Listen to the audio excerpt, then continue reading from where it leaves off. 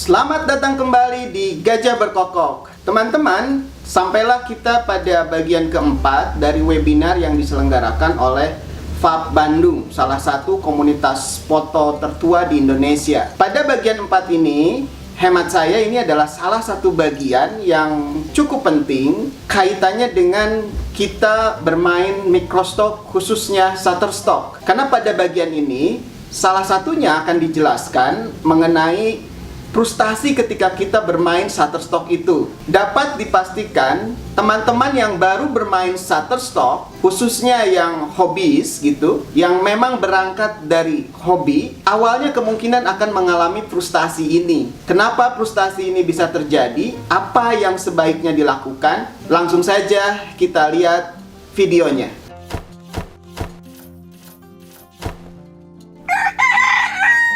Selanjutnya ada mau sharing lagi Kang atau bagaimana? Ya tadi ya, kalau menurut saya sih memang samudra ini luas sekali gitu ya. Kemungkinan dapat juga luas, tapi yang failed dan yang sukses juga itu banyak juga ya. Kebanyakan yang failed ini dalam konteks amatir tadi ya, bukan dalam konteks industri yang jutaan tadi gitu. Orang yang ingin punya side income lah gitu ya, tentu tidak jangan terlalu muluk juga bisa dapat besar banget di awal gitu, karena tadi prinsipnya adalah kesabaran. Kalau baru memulai hari ini misalkan, kalau Anda punya energi banyak, bisa punya stok yang sudah banyak tersedia dengan kualitas yang relatif lumayan. Konsistensi tadi juga termasuk ini ya, meningkatkan kualitas foto kita, itu juga termasuk dalam konsistensi. Nah, kalau mulai hari ini punya stok, punya energi yang cukup, ya ini tergantung energi yang diberikan itu tadi gitu. Berapa banyak foto yang ada di galeri. Galeri kita kelihatannya akan mulai bekerja kalau dia sudah mempunyai foto ratusan lah ya, di atas 200 atau 300 tuh baru kelihatan, tapi itu pun juga tidak akan banyak. Nah, saya nggak tahu seberapa banyak waktu yang dibutuhkan masing-masing, tentu berbeda untuk bisa sampai ke situ. Tapi kalau belum sampai ke situ sudah mulai rasanya nggak dapat apa-apa, ya akan selesai sampai di situ. Tapi kalau terus mencoba, bahkan kemudian tadi konsisten itu tadi, terus saja mencoba sampai kemudian angka 1000 foto, baru mulai terasa ada penghasilan gitu, yang lumayan lah. Mungkin tadi sudah bisa payout tadi, bisa $35 lah. Ya batasnya mungkin di atas 1000 atau 1500 gitu. Nah, jadi memang tadi ilmu sabar, ya pelan-pelan sedikit-sedikit gitu. Kecuali memang ya tidak punya memang mau menjadikan ini sebagai mata pencaharian utama, itu mungkin lain lagi ceritanya. Ya strateginya berbeda. Strateginya mungkin ya tadi ngumpulin orang-orang, suruh kita motret apa saja, cari orang yang bekerja untuk mengedit, cari orang itu, tapi beda ya sifatnya industri. Nah, kalau yang hobis yang kemudian ingin punya side income, ya prinsipnya sabar dan konsisten. Dua itu sih yang paling utama kalau menurut saya. Tidak bisa juga cepat-cepat, hari ini mulai, terus besok sudah mulai yang download. Enggak, kelihatannya keberuntungan sekali kalau bisa seperti itu. Mungkin 2-3 bulan, 4 bulan baru ada. Yang pertama kita ya sama kayak petani lah ya. Nanam dulu dari kecil gitu. Tidak bisa besoknya langsung panen. Dia tunggu 6 bulan untuk bisa panen. Nah, ini pun sama, saya kira seperti itu. Jadi ya kalau memang ingin menekuni ini, ya harus dibekali juga dengan kesabaran dan konsistensi. Selain tadi ya yang utama, modal besarnya tadi passion di fotografi, dan lalu berusaha untuk selalu meningkatkan kualitas fotonya juga. Itu barangkali. Setuju Kang, konsistensi dan kesabaran. Saya sebenarnya pribadi pernah nyobain upload di Shutterstock, itu bukan niat yang benar-benar mau jualan sih, cuman penasaran aja sama sistemnya. Saya upload 30 foto, yang lolos cuma 11. Tapi yang lucunya, besoknya langsung ada yang beli satu. Dan itu nominalnya memang sangat-sangat kecil ya, 0,10 dolar. Memang receh memang.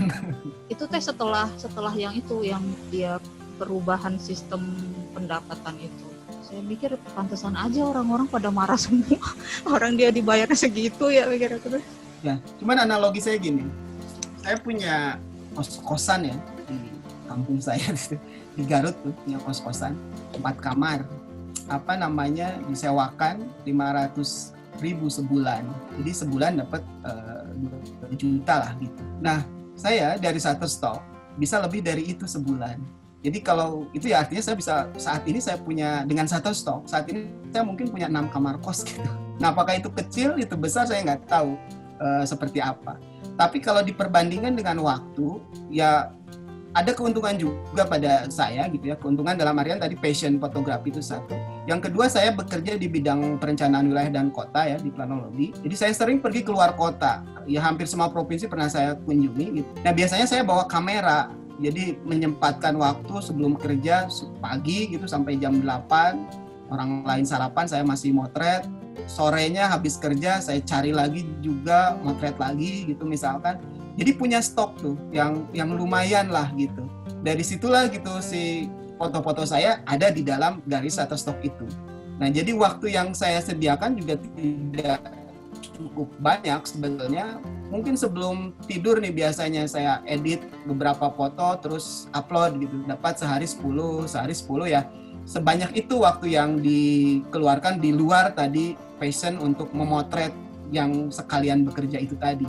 Nah jadi memang dengan usaha seperti itu ya menghasilkan yang tadi. Ya balik lagi sebetulnya apakah ini worth it atau tidak, itu teman-teman sendiri yang bisa menilai. Mungkin itu sih gambarannya lah dari saya seperti itu. Oke Kang, tapi berarti jumlah foto di galeri minimal tuh baru 1.000 baru kerasa. Ya itu mulai agak kerasa lah. Tapi ya kalau sudah melampaui itu, ibaratnya tadi sih sudah tinggal duduk aja tungguin bulan juga ada yang download gitu. Benar. Oh ya Kang, ini ada pertanyaan dari Kang Bastian. Untuk microstock agency mana yang market atau buyer-nya terbesar? Menurut riset Kang Sony, apakah masih SS? Terus sampai saat ini masih SS ya. Kalau buyer itu terbesar itu tadi saya nyoba di Dreamstime, saya nyoba di Adobe Stock, ya masih belum sebesar Shutterstock. Kalau Indonesia ya, kalau negara lain mungkin karena beda-beda juga nih karakter apa si bayarnya itu. Bayar Indonesia kelihatannya memang lebih suka di Shutterstock, dia sudah duluan kayaknya ke Shutterstock. Lebih banyak, apalagi ya foto-foto saya kan foto-foto Indonesia. Pembelinya tadi kebanyakan juga dari Indonesia. Kelihatannya perilaku buyer Indonesia, dia cenderung untuk memilih Shutterstock.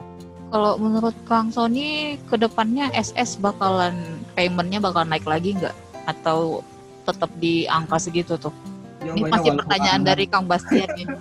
Saya tidak bisa memprediksi, tapi ada kemungkinan sih bisa naik lagi, tergantung persaingan sebetulnya ya. Balik lagi ke persaingan, tadi ya selalu berubah lah.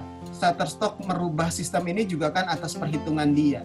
Terus kalau kemudian perhitungannya ternyata tidak menjadi lebih baik buat dia, bisa jadi sih akan berubah juga. Tekanan dari para kontributor juga itu kalau menurut saya sih pengaruh. Kalau terus kemudian menjadi bola salju yang tekanannya semakin kuat gitu, kalau memang dirasa sangat merugikan kontributor, pasti akan berubah. Tapi ini memang kan belum stabil nih kelihatannya. Pandemi belum berakhir. Sistem baru juga orang belum betul-betul meyakini apakah ini merugikan atau ternyata menguntungkan, itu juga belum tahu. Karena ukurannya seharusnya dihitung 1 tahun, karena ada perbedaan nih sekarang, ada level 1 sampai level 6 yang pendapatannya bisa berbeda. Nah ini yang kemungkinan sih berubah selalu ada ya kelihatannya. Mari kita doakan setelah pandemi beres, naik ya semuanya. Oke, selanjutnya yang lain masih ada yang mau bertanya kah? Ini seru banget soalnya. Kayaknya udah pada ancang-ancang nih mau ngumpulin foto terus buka Shutterstock. Ya, mudah-mudahan aja ya jadi satu jalan lah. Kalau saya, mudah-mudahan teman-teman semua yang saya kira memang foto-fotonya sudah sangat layak untuk dijual ya, punya stok yang banyak juga. Ya fotografer-fotografer Indonesia sama-sama berkembang, sama-sama bisa menghasilkan sesuatu, karena ya tadi sebetulnya ladangnya itu sangat luas. Yang membatasi justru adalah kemampuan kita untuk menyetoknya tadi sebetulnya. Ya mungkin teman-teman ada kepikiran kali ya, saya aja yang fotonya biasa-biasa aja kejual 1. Walaupun itu sangat-sangat aneh sebenarnya. Nah ini akun saya. Sekarang ada 7.996 foto yang ada di saya. Ini saya ingin nunjukin ini. Foto-foto seperti ini bisa laku dijual gitu. Jadi saya ini jalan-jalan aja di Malang tuh saat itu, lihat tempelin kaset lama, bisa laku nih kayaknya ya. Udah saya potret gitu, dia laku juga gitu ternyata gitu ya.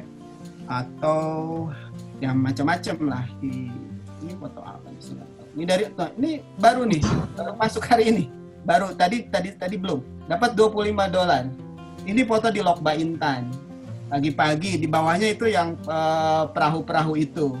Jadi ini orang yang jalan sekolah itu. Ini editorial. Tapi bisa laku tadi $25. Nah, banyak sebetulnya kemungkinan. Jadi coba aja sih kalau menurut saya sih. Cuman memang di awal pasti frustasi. Saya awalnya juga frustasi. Jadi saya mulai itu 2013. 2013 saya upload foto, entah berapa lah ya, mungkin 80 atau berapa gitu. Dapatnya sedikit sekali, kurang dari $5 barangkali ya, berbulan-bulan.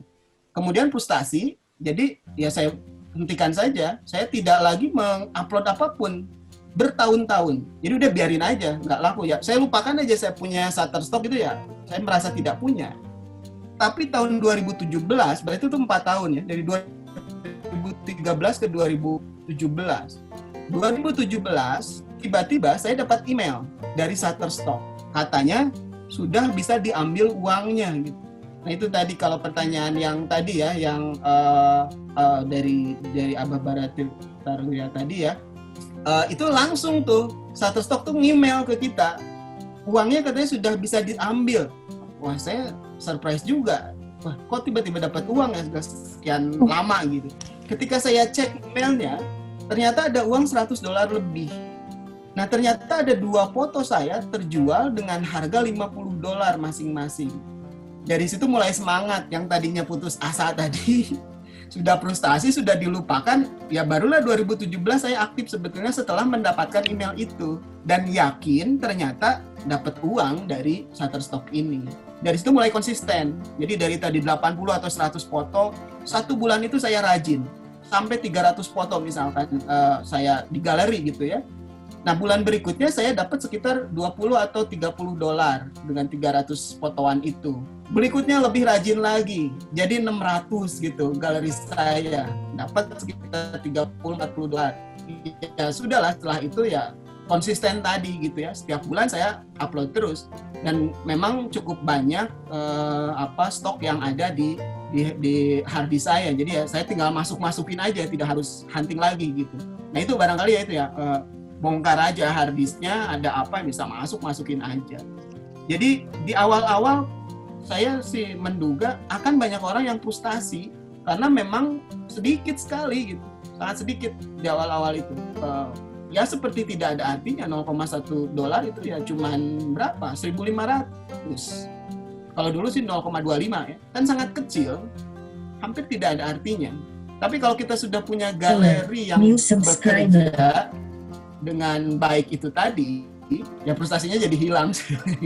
Nah tapi itu yang susah tadi ya, sabar untuk mencapai ke situ. Kita mungkin setiap hari bekerja 1 jam, 2 jam, masukin foto, sedikit-sedikit lama-lama jadi bukit itu tadi lah gitu ya kalau peribahasanya.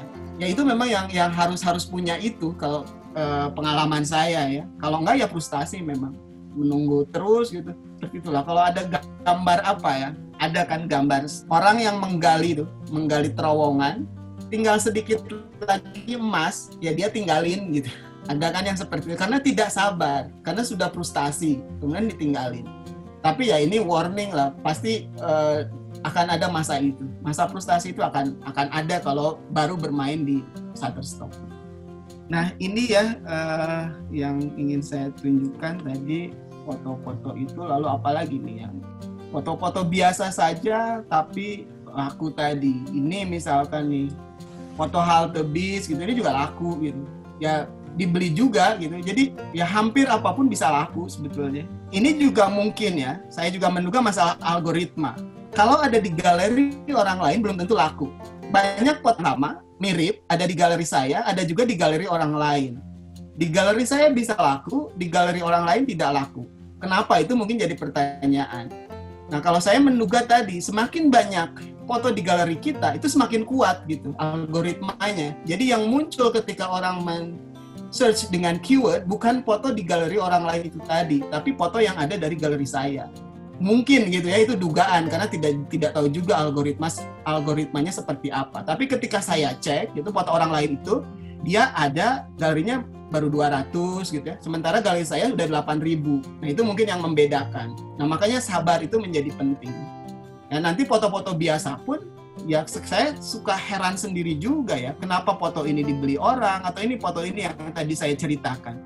Sekilas mungkin seperti tidak akan ada orang yang ngapain sih beli foto seperti ini, tapi ada kenyataannya. Ini dibeli gitu foto ini. Nah, itu barangkali misterinya Shutterstock. Jadi balik lagi sabar dan konsisten sih kalau saya. Ya kalau frustasi oke lah, boleh menyingkir sebentar gitu, tapi kemudian coba balik lagi untuk konsisten lagi menambah galeri. Kuncinya memang di bangunan galeri itu tadi gitu. Demikian teman-teman, bagian keempat dari webinar yang diselenggarakan oleh FAB Bandung. Mudah-mudahan bisa menginspirasi, bisa menambah motivasi dan semangat teman-teman untuk terus berkarya, terus upload, terus mengumpulkan dolar. Lama-lama bisa menjadi bukit juga teman-teman. Demikian, semoga bermanfaat, tetap sehat, salam gajah berkokok.